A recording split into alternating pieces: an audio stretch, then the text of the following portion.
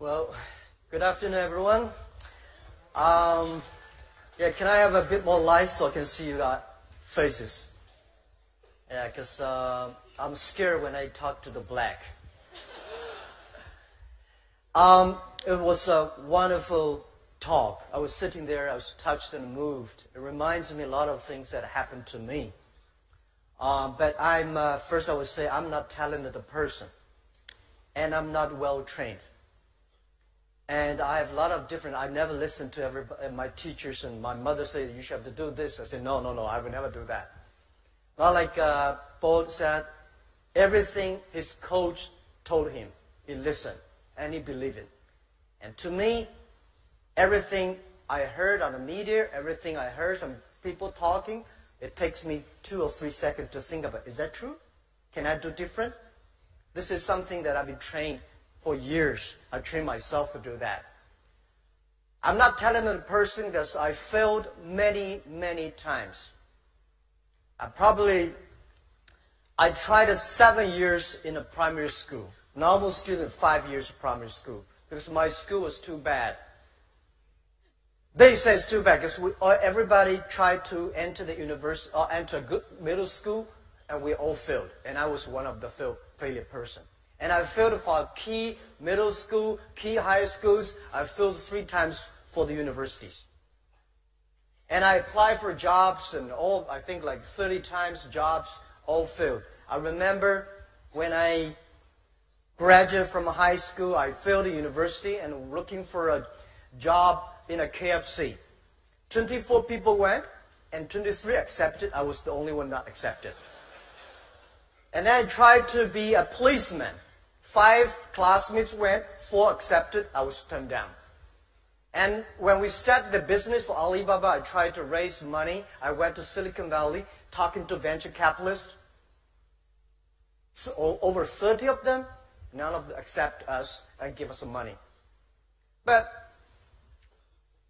I think the very interesting thing that I do is that because so many mistakes we made, that trained me. Every mistake, every setbacks, every time people refuse us, I take this as a training course. And I don't think that today when people say, I'm disappointed because I'm rejected by this company, or I'm rejected, I failed. To me, I think if you are rejected by people, that's very natural. If you're accepted by people, that's not natural. Right?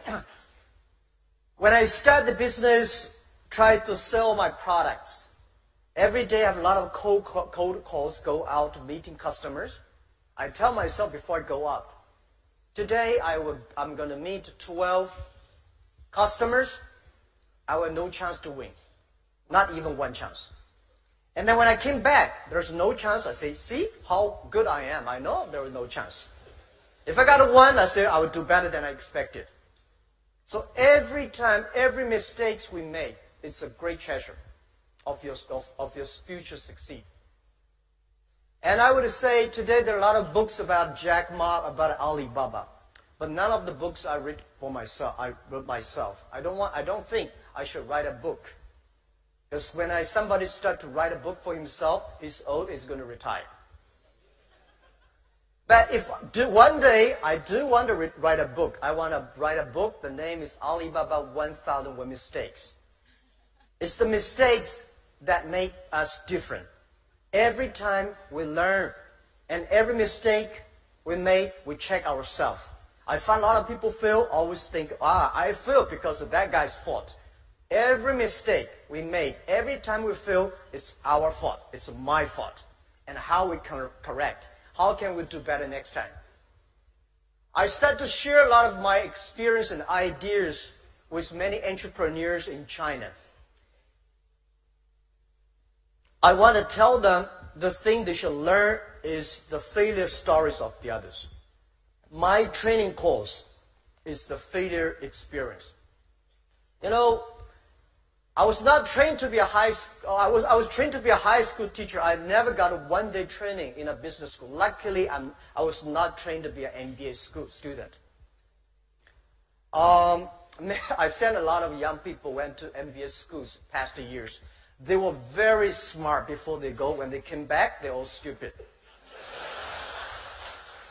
Because they think, this is a professor thing, this is economist thing, this is, we should do that. Because they were so active in thinking, but when they came back, they're like frozen.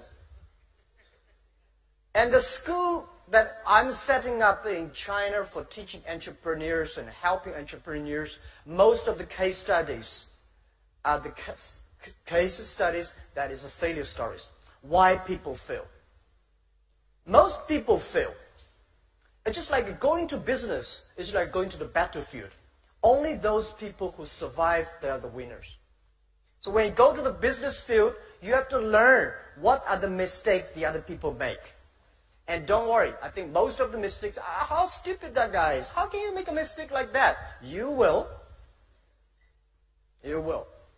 So I try to teach myself. I read many case studies that why people fail. And constantly conscious, this guy is so smart. If he fail in this way, why I have a chance to win? So the more you learn about that, that will make you more positive. And the other thing I want to share with you guys is that always use your own mind to think. The difference between you, your education, your background, your experience are so different. So you should not always follow the others, but follow your own rules. When I compete with those people who are very experienced and old, I say, wait, give me 30 years. When he's getting old, I have my chance. When I compete with people who are rich, can do anything, I say, yes, let's compete 15 years later. I prepare now. So always you have a chance to win. If you really, I'm lucky enough to meet a lot of people in this world. They're very successful people. Bill Gates, Warren Buffett, and even Steve Jobs, and a lot of people. I found those people who successful, they have some wonderful characters, like Usain Bolt.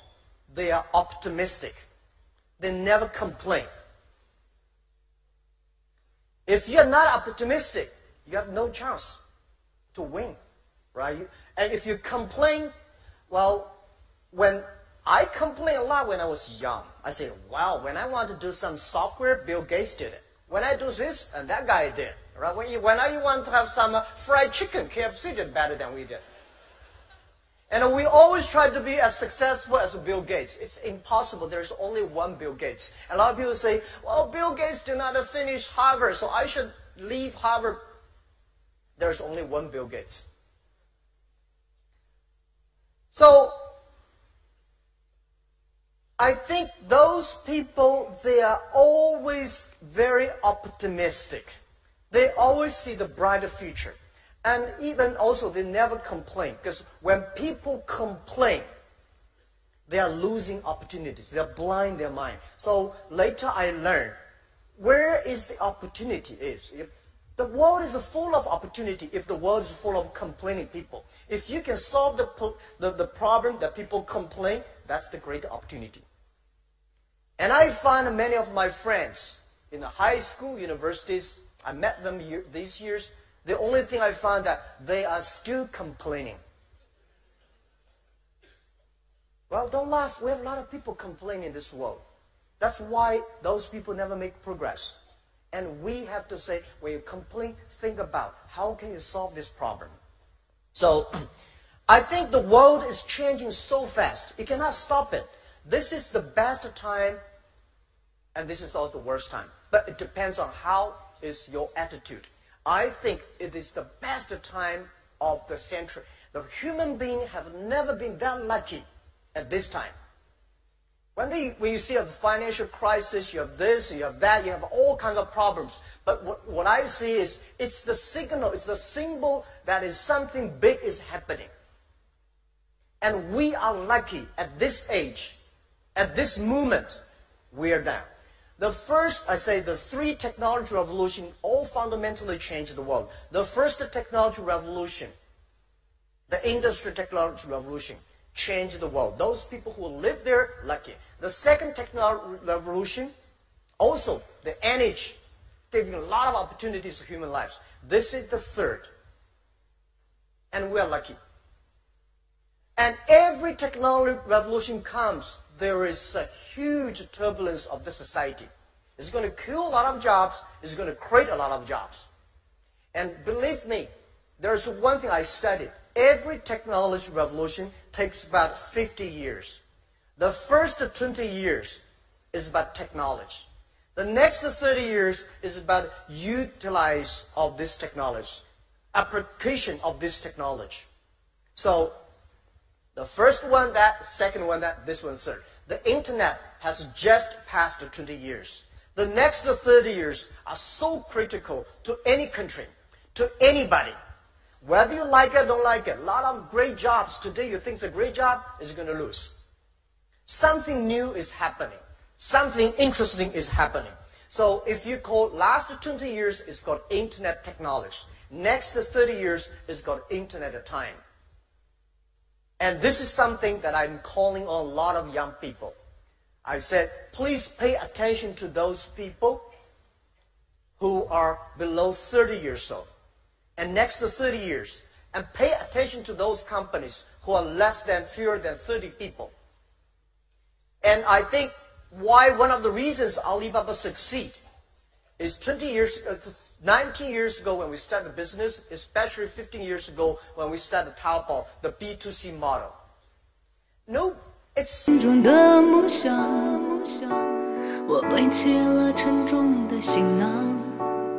穿梭在陌生的大街上，心中布满了无处的忧伤。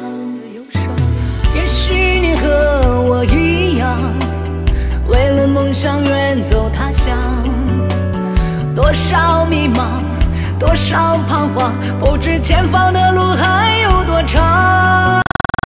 So difficult to convince successful people to use your service, especially it is a new service. Nobody wants to try it. And those people who are not successful, want to be successful, will help you.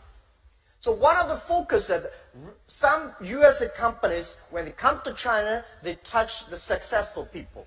And we think we should help those unsuccessful people. We should focus on young people.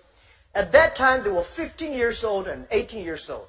In the old China, in the old history, if you convince older people, young people follow. Today, if you convince the young people, the parents follow. If you change the young people, you change the future.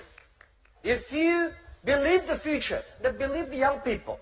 So 15 years ago, we spent most of our time on educating, working with those people who are below 20 years old.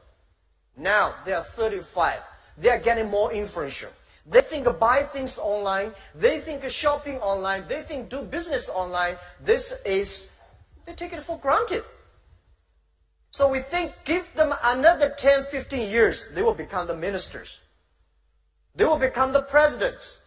And at that time, the world is going to change. So this is what we believe. And I want to share all the young people here that it's your time. The world, a lot of people are complaining because the internet destroyed a lot of business. It's not internet destroy a lot of business. It's the backward thinking, attitude, close themselves, want to keep yesterday, these thinkings that destroy themselves. And I want to say that people say technology killing jobs. No, every technology revolution create more jobs than people thought.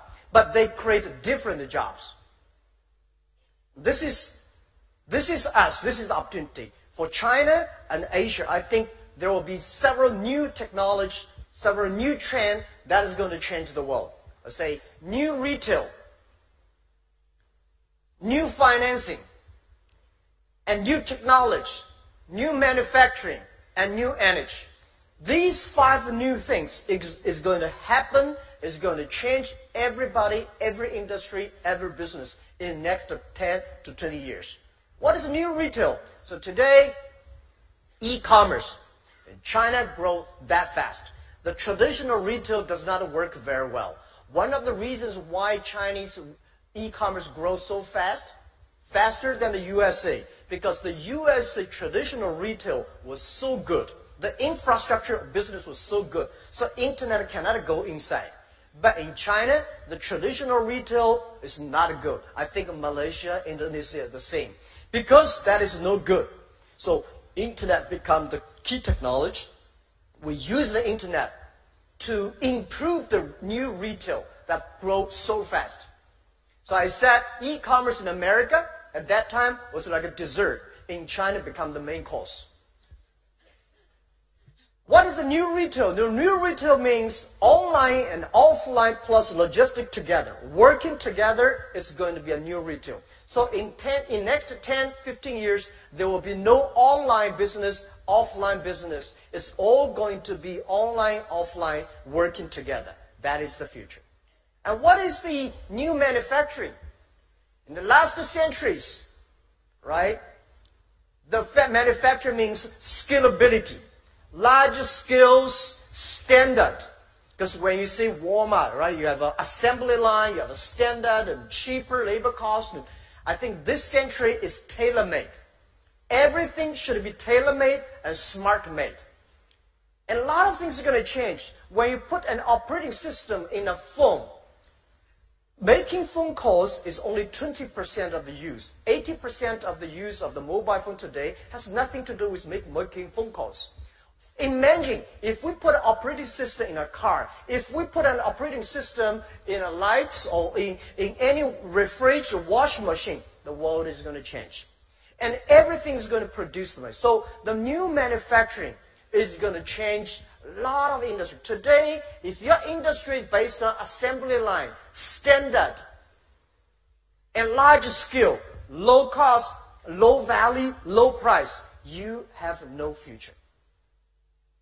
And the third, new financing. In the past 200 years, the financial institute is trying to focus on 20-80 ways. Everything they do, everything they design is for 20% of the big companies, multinational companies, rich companies. They do not care about the 80% of the companies or consumers, small business that don't have the financial support. So the new financing is using the data technology, using new technology to empower those 80% of the small business, consumers that never be able to reach. This is the internet is going to change. And I'm sure that a lot of big banks, traditional banks, will cry for that. Today, they are not made for those 80% of the markets, 80% of consumers. And this wave is going to be coming much faster than you think. The mobile technology, mobile payment. Today in India, right, only within 2 years, our partner there has already used a mobile phone to pay 200 million people using mobile phone to pay and get the money. So if you're using traditional ways, it's almost impossible within 2 years. So the new financial institution is going to change. The new financial system is going to change the world. The next is about new technology.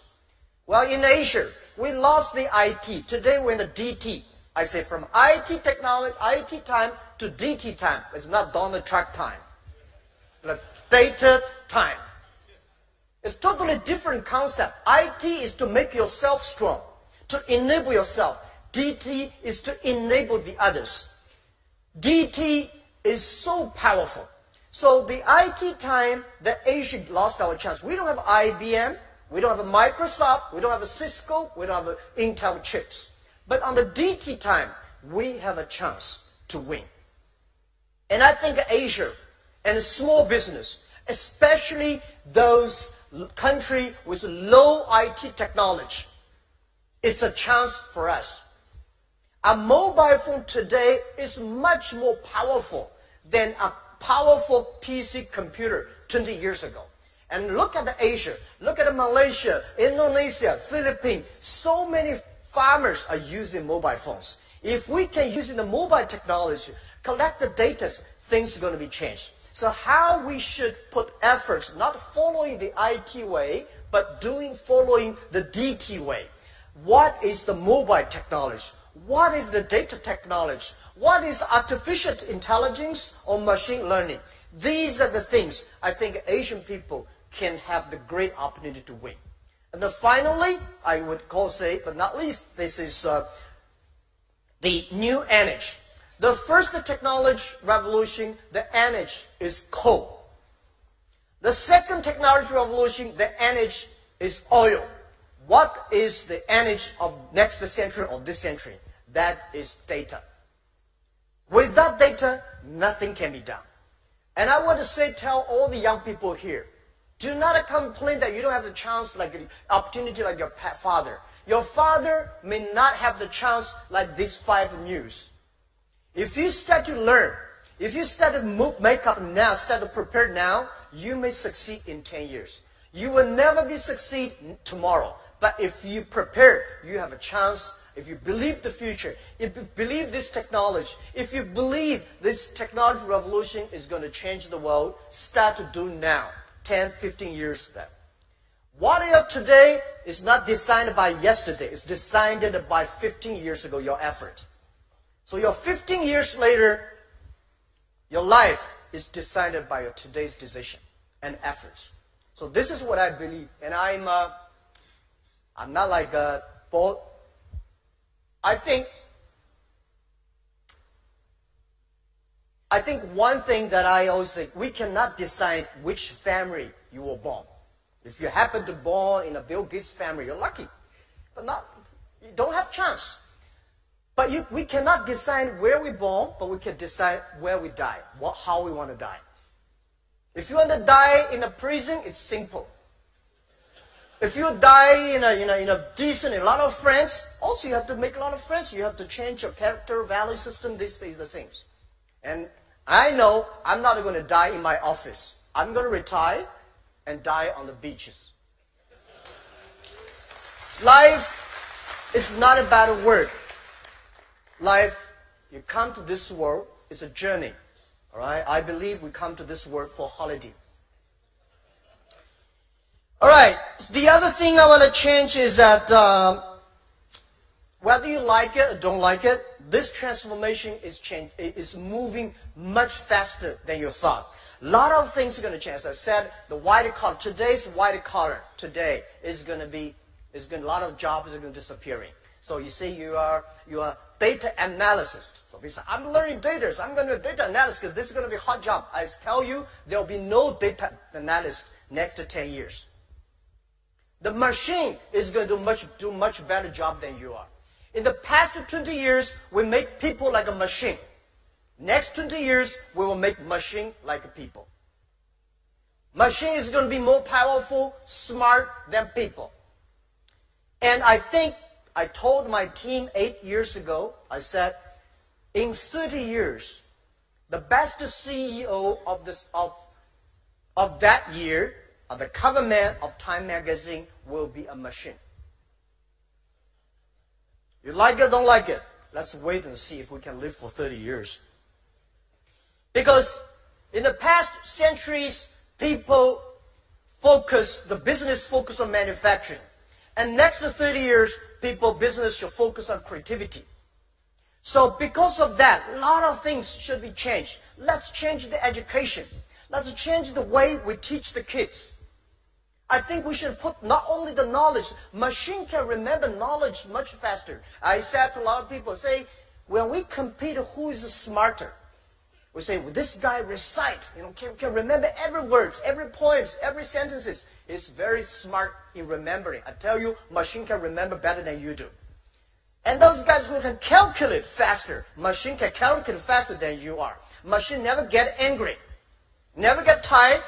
They can always do a better job than you are. So if you in the future want to compete with the machine who is more knowledgeable, you have no chance to win. How we can compete with machine?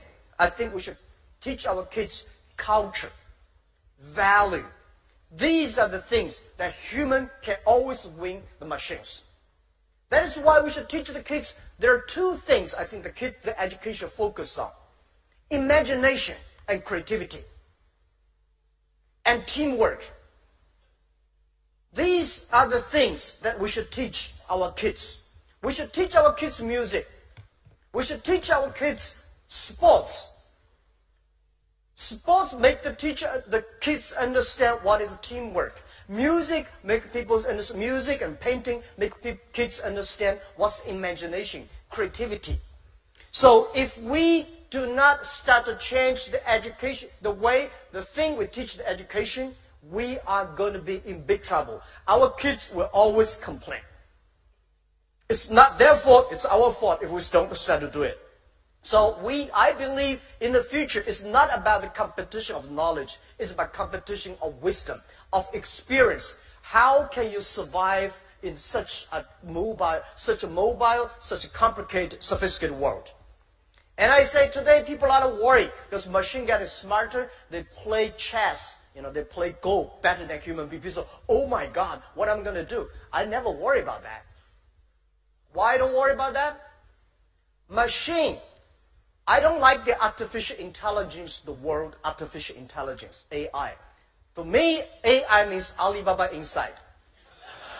It's not artificial intelligence.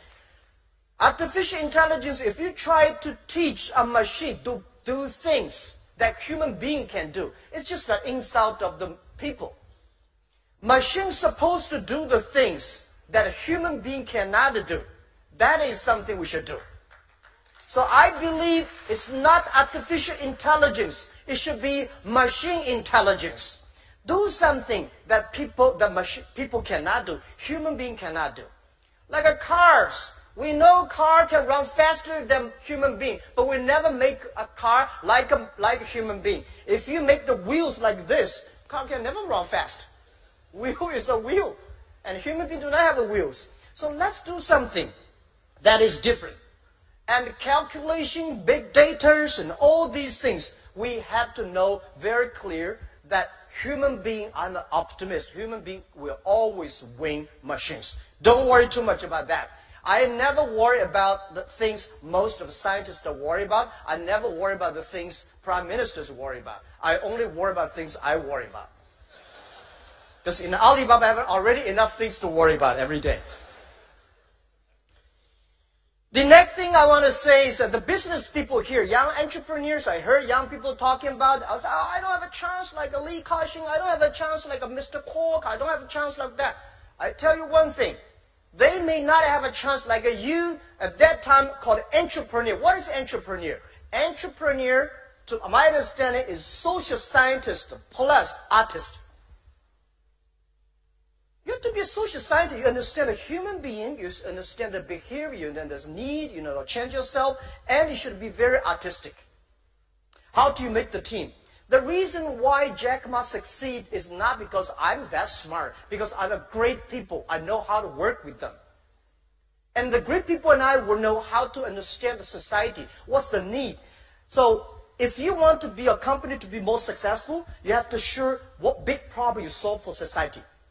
The big problem you solve the society, the big opportunity is, and the more successful you will be. If you solve the problem for your own village, it's a village company. If you solve the problem from a province, you're a provincial company. If you solve the problem for the nation, you're a nation company. This is the responsibility, depends on how you can work on that. And what is entrepreneur is going to transform? Entrepreneur is going to transfer to netrepreneur, net entrepreneurs. I believe at least 90% of the business in next 20, 30 years will be online. If you do not know how to do business online, normally do a small bit in a business. If you're a small, tiny business, you can only do the local village. But if you, the size of a business depends the reach of your region. So today, when you use the internet, you can reach the other part of the world, cross the nations, cross the provinces. You understand it's about respect the other culture. Create value for the other people. So I think next 30 years, it's not the world of internet companies. It's the world of those companies who can using internet better. And this is the opportunity for us. You don't have to know technology, but you have to know how to use the technology, leverage the technology. I'm not trained to be an engineer. Up to now, I still cannot understand why computer can operate. Because I don't know. I mean, it's okay you don't know. You respect the people who know about it.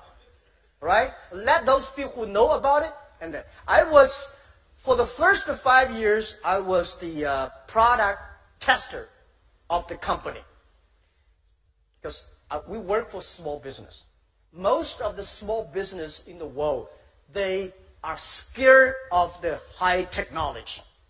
When they think about high technology, they don't want to do it. So I'm the product tester. When the engineers finish the thing, I will use it. If I cannot use it, I say 80% of people cannot use it, just to throw the rubbish. If I can use it, it's a good product. And I don't want to read any manuals. I just want dumb, click, get what you want. And people talk about, if you're an entrepreneur, you have to have money. No, not necessarily. It's not the money make the difference. If money can make the difference, there's no chance for us. One of the key reasons why Alibaba survived for the first 10, 15 years, because we don't have money. I mean, for the first 5 years. We did not raise money as much as the other companies. We using every cent very, very careful. Most of the companies at the bubble period, they die not because they don't have money, because they have too much money. When you have a lot of money, you want to have a fancy offices. When you have a lot of money, you want to hire those people who are good and famous in the big companies. If your company is not ready, hire good people, hire some multinational companies, professionals. You are killing yourself. Don't do that. It's just like if you put a Boeing 747 engine in a poor tractor, it's going to destroy your tractor. And both sides are frustrated. I made a lot of mistakes on that. So when you don't have money, you will not make stupid mistakes like that. And the best people is not outside your company. The best people are always in your own company. They believe in you. They believe the ideas. And spend time on that. A lot of people love to spend money on the equipment and machines, but not spending money on their people. And spending money on the people, training them, giving them opportunities, and share with them the mistakes, listen to their mistakes, working together. That will make you really good. And I would say, people say, wow, how can Alibaba have that many talents? I tell you what, 15 years ago, when we started business for the first 3 years, we cannot hire people. People say, oh, internet, oh, Alibaba, such a strange name, right? And no money, no fun, no reputation. So we said we hire people so difficult. So that we only hire those people if they're not that much disabled, we hire them.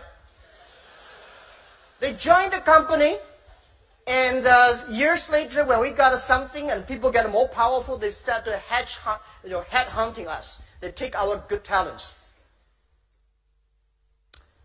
And those people who were good, they were all headhunted. Those people were not good. They have nobody to headhunt them, and they stay in the company, become very successful. To my understanding, those today, the best training, people, he's the expert of internet. Even today, before the data time comes, we already got a lot of data experts. I don't know, where are the data experts? Right? So, I think nobody is expert of the future. The expert of the future is you yourself spending time and learning from all those sufferings. So this is what I believe. And in the future, I believe that, IQ, EQ, right? If you want to be successful, you should have EQ. But if you want not lose, you should have IQ. Remember, that's the difference, right? You want to be successful, you have to be EQ. Because those people, EQ good, easy to get the deal done, understand people, working with the people. But a lot of people make mistakes because of their lack of IQ. But no matter how smart you are, the other people are always smarter than you are. So if you want to have the best IQ, hire good people. It's the people and work with them. It's the people that improving your IQ. And the third, if you want to be respected. A lot of people make money but never got respect. We have a lot of these people. That is the LQ, the Q of love. So these Qs are very, very important for anybody if you want to be successful. IQ, EQ, and Q of love. All right. The other thing is that the world is changing. I think in the future, next to 30 years, it's not about it's not a competition of muscles. It's not even competition of knowledge. It's a competition of the user experience. It's competition about care the others. It's a competition that how you can enable your employees, how can you enable your others, the customers, and the women are going to be more and more important. One of the secret source of our company is women. We got 47% of the employees in our company are women. 33% of the senior management are women. I never thought it was something strange. One day there is an American journalist come to our company and say, Jack, why there are so many women in your company? I said, is that? I never realized that. Because we never think of men and women. Internet is about how you can perform behind the internet. And the very interesting thing is that if you have a lot of engineers and don't have those creative, care for others, people like women, women care the other people much more than men. Right? Men care for their own power, promotion, pay. They say, but women, they care for the kids, the parents, the husband, and in my work. And they know how to change themselves to making sure the other people are good. If you have that quality, you have a chance to win.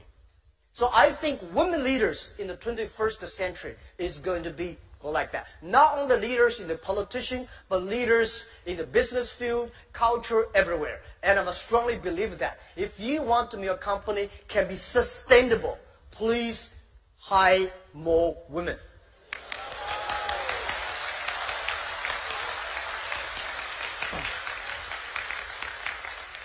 I'm not talking like a politician. I prove it by our company.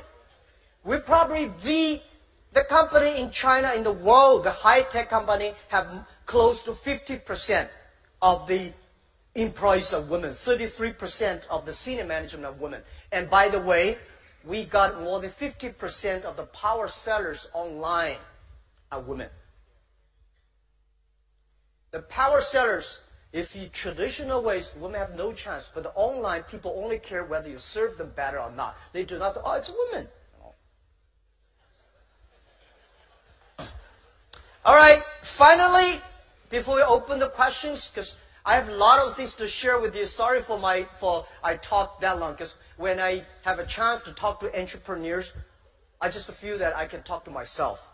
I feel a lot more comfortable when I talk to the small business and young entrepreneurs. Because when I talk to investors, I got a headache. But when I talk to the entrepreneurs, I feel that we are the same animals. When we talk to big companies, they talk about competition, revenues, and profit, and But when we talk to the small business, we talk about the dream. We talk about team. We talk about customers. All right.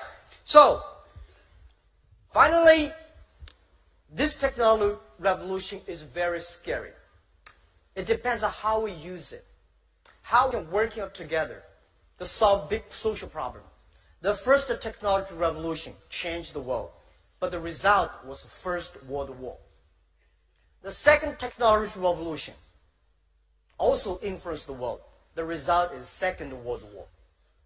Now we are entering the third technology revolution. The first technology revolution made the people physical, arm, leg, and stronger, machine. Second technology revolution, people start long distance, train, planes, and they want to get more greedy. They go to the space, go to the moon. But this technology revolution, this time, is the inside world. People should know themselves. Today, we go to the moon, we try to be on the Mars, but we never see the inside of the human beings.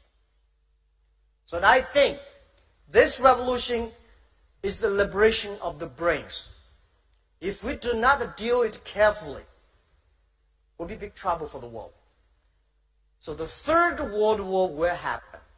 But this war is not against each other. This war supposed working together, the war against poverty, the war against weather, environment, and the war against disease.